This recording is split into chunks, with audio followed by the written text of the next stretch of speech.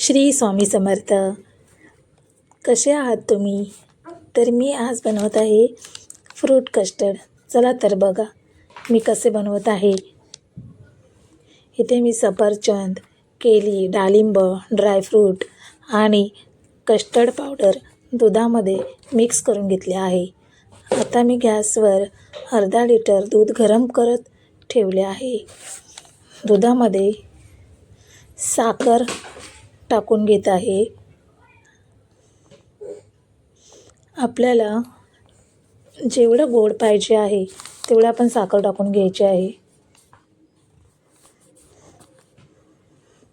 साखर मस्तपैकी ढवळून घ्यायची आहे.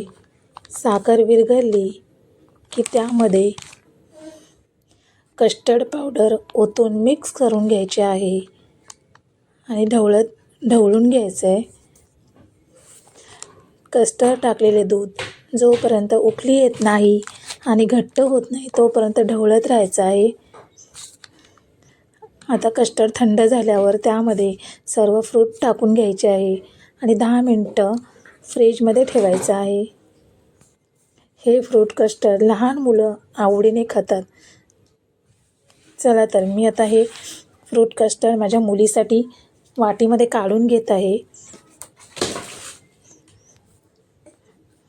बघा स्वामींना कशी खात आहे. तुम्ही पण करून बघा. चला बाय. श्री स्वामी समर्थ.